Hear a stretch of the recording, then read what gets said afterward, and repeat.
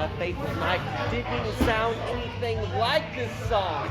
Because this is just a tribute. You gotta believe. Shawn Mitchell's a believer. You gotta believe. Oh man, this is a good reflection of how the night of Stevie's birthday went. Also, that isn't Stevie, that's the world famous Zach. There are two Zachs in this episode, but they're easy to tell apart. It was a fun night though, and happy birthday, Stevie. All right, folks, thanks for coming out. Shawn Mitchell's be here all night. Shawn walked away from his phone. We are live, people.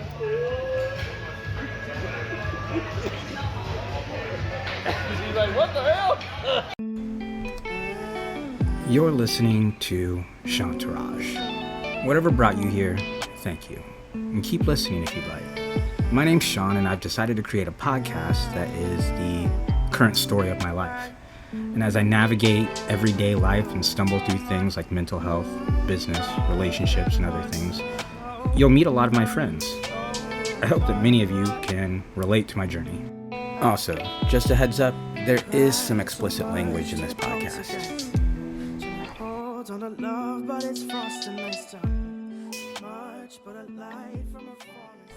Imagine being on one end of the road and your friend being on the opposite end. It's 90 degrees humid, you're sweating, you've been walking for hours, but you're determined to meet with your friend, and as you keep walking towards them, you realize you're not getting any closer. In fact, in this case, it seems like you're getting further away, even though you're moving in their direction. Sometimes that's how I feel relationships are, friendship, business, or otherwise. I've personally always looked at relationships like a road, and there are two people on each side of the road trying to meet each other somewhere in between. Not always in the middle, because people move at different paces. There's different things in the way, and so on. Ideally, though, you both want to be moving towards each other, but in some cases, people walk away from you instead of towards you. To process that is kind of interesting. You know, there's despair. Someone you considered to be close to you is no longer available to you. Then there's also kind of relief, like you can finally stop trying to make this journey work, and why should you if they don't want anything to do with you? Then there's resentment, inadequacy, like you weren't good enough to be on that same path towards each other to begin with. Somewhere mixed in all of that, there's guilt because you feel like you shouldn't have those emotions to begin with, but you do. In prior episodes, I've talked a lot about surrounding ourselves with people who are conducive to our growth. This can be a lot more complicated than we might give it credit for, though. For instance, my group of friends genuinely empowers me to be the best version of myself. They also enable me to be the worst version of myself, though. It's my responsibility to extract what is good from what others allow me to do on my journey for personal growth. One thing I'd been struggling with recently was living up to the expectations of others without any regard to the expectations for myself. And this was at no fault to anyone other than myself. And because of this, I've burned a bridge to someone I would have liked to consider close. That road is now at a dead end, I guess. But for those friends who do stay on the road to meet me in between and then continue to walk along my side, I'm very thankful. In this episode, we get to celebrate a couple different things with friends. If you followed along in this series, you've heard a bit from Stevie, and it happened to be his birthday. So we definitely got to celebrate that, along with some other news.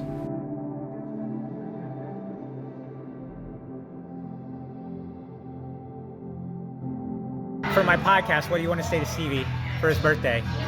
Happy birthday. I'll hold your hair while you puke in the toilet tonight. That was sweet of you. I gotta go get Zach now. Where's Zach now? All right, for my podcast, what do you want to say for Stevie's birthday? Well, we just want to say happy birthday to Steven. We're glad you made it to 30 something years 31, I think old, it's 31 something. And what you really should ultimately start doing is a tradition of some sort. Okay. I like it. Yeah. What's the tradition? Like, what would be an example of a tradition? Something consistent with friends.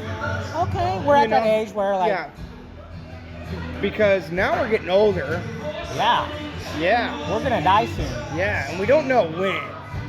But the lifestyle that we live is, you just never know. lifestyle that you live. We don't say. I don't live No, quit it. I'm settled down. Denial is the first stop. Growing up. Okay.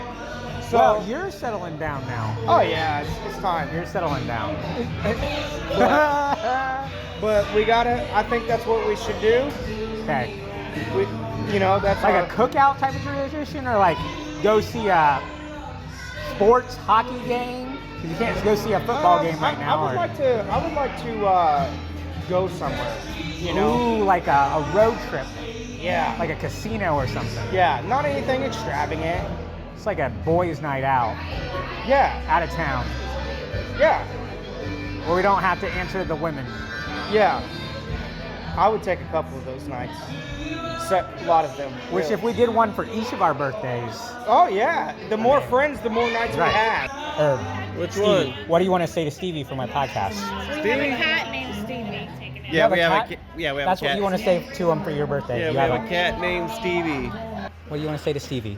Steven, the white teas, the Dr. Peppers, and the Hardee's, I'll never forget. Love Tori. Yeah. There's so much inside And our cat context Black. there that I don't. So let's not. We were getting drunk, making memories, and then finally, the headlining clickbait news. I'm going to be a father. Well, I'm going to be a godfather. Stevie asked me to do the honors as he and his girlfriend Haley are due to bring a baby boy into the world come July. So, They would all be good. It's always They'd be been solid. Sean though, man. Like it's been Sean. It's always been Well- when you showed up for Christmas. I'm like, oh, that's my boy, dude. Like, Well, you guys are always a big priority in my life. man, I know means a lot. I don't get to see you daily. I No, might and not I see know you, that. But Yeah. like, you guys are family. Like, That's it, though, bro. Like, you only get how many people in the room to have that? Sadly, they only let me and you, I guess. Well, But I'll be outside waiting. I'll be I'm outside serious. waiting. I really want you to be there. Like, I'll be in the day waiting room. 0. I want you to be close. I'll be outside waiting. It would mean so much. Like, Absolutely. what it is, dude. I just want you there, man. That could. Because you mean that much to me. And, dude, when I left dinner the other day, I told Haley, I'm like, something just felt off being Sean. I've been going through my own shit. Well, I wish I was there for you. I wish you would talk to me. You don't have to, but I wish we would be there. You know what I'm saying? Like, It's okay. so I'll tell you how the fuck it is. Yeah. He's a little too harsh, though. You know what I'm It'd be saying? wild. I You can't just wait. come over random days now and like, Yeah. I'm Yeah. so excited. yeah. I'm gonna be Maybe like, don't understand gifts for like 2 years, so don't bring gifts. Don't bring you gifts. just come over. just come over and Hold touch them. the hands. Do you? How do you feel? Like, have you ever held a newborn? Like, Like twice. I'm scared. me too. I'm scared. too. Yeah. I'm scared. Yeah, I brought everyone, by the way. You're welcome. I brought this far, dude. You know what I'm saying? Stevie would go on to make the joke that this was the closest I'll probably ever get to having a child, and that I was welcome. Funny, but also probably accurate. Next week I turn 36, and I do not see my legacy being carried on anytime soon. And I am grateful, though, that I get to be part of Stevie's. It is probably one of the better feelings in the world that I've ever experienced. When it comes to privileges I've had in my life from my friends, I feel like being asked to be a groomsman is one of the best requests, but honestly, becoming part of someone's family at the level of godfather is way more exciting. I'm also nervous. I've never been around a newborn for more than like an hour. Is that weird? Real quick, just a word from our sponsor, which also happens to be my lifestyle clothing brand, Hustle Harder Life. If you guys get a chance, go to hustleharderlife.com. I've got some new designs dropping this week. If you guys have feedback on designs you'd like to see in the future, feel free to drop me a message on Facebook, and I'll see what I can do. Thanks. And now back to the podcast.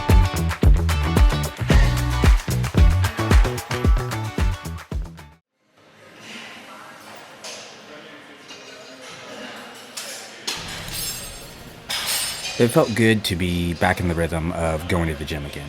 And I'm still not going as regularly as I was 3 months ago, but I'm getting back in the groove. I've officially been on Zoloft, which is an antidepressant, for about 2 weeks. Prior to that, I've been diagnosed with generalized anxiety, major depression, and alcohol abuse. For the record, I don't think I had major depression, at least not by what I would have considered major depression, but when the psychiatrist defined it, I was like, okay, I guess I do qualify based on that. I would also diagnose you with major depression.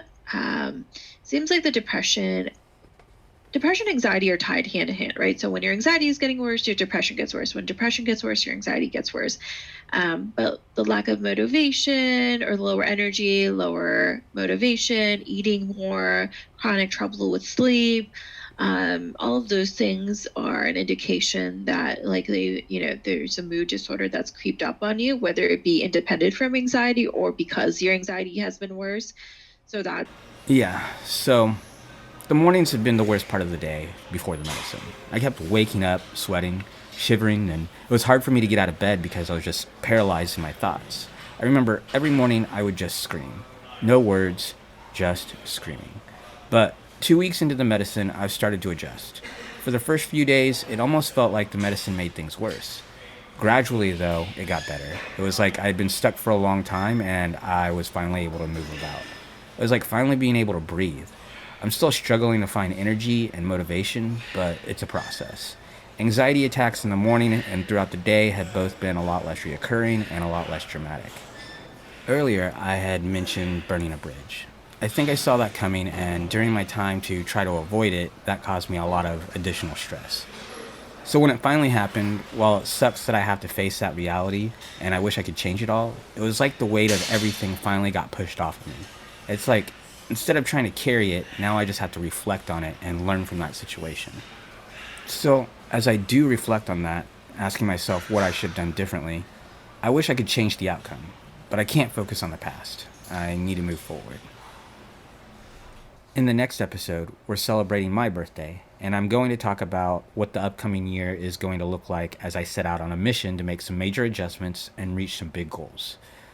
So, see you next week.